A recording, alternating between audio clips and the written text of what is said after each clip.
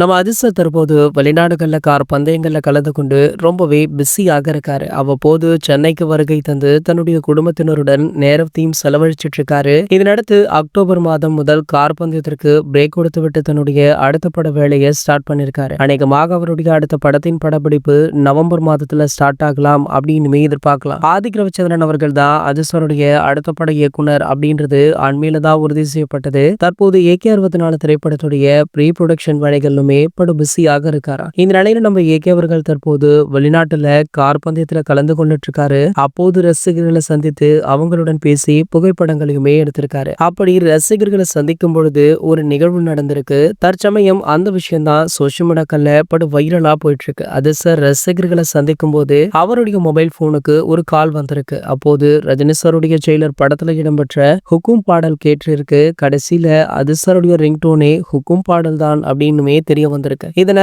AK ரசிகர்கள் மட்டுமல்ல தலைவர் ரசிகர்களுமே வேற லெவல்ல செலிப்ரேட் பண்ணாங்க. நம்ம AK அவர்கள் தலைவருடைய ஃபேன் அப்படின்றது எல்லோருக்குமே தெரிந்த விஷயம் தான். ஆனா இந்த அளவிற்கு வெறித்தனமான ஃபேனா அப்படின்னு இந்த வீடியோவை பலருமே ஷேர் பண்ணிட்டு இருக்காங்க. சரி, ஓகே, AK உடைய இந்த ரிங்டோனை பத்தி நீங்க என்ன நினைக்கிறீங்க அப்படின்றத கீழே உள்ள கமெண்ட் செக்ஷன்ல கமெண்ட் பண்ணிட்டு நம்மளுடைய சேனலை மறக்காம சப்ஸ்கிரைப் பண்ணிக்கோங்க.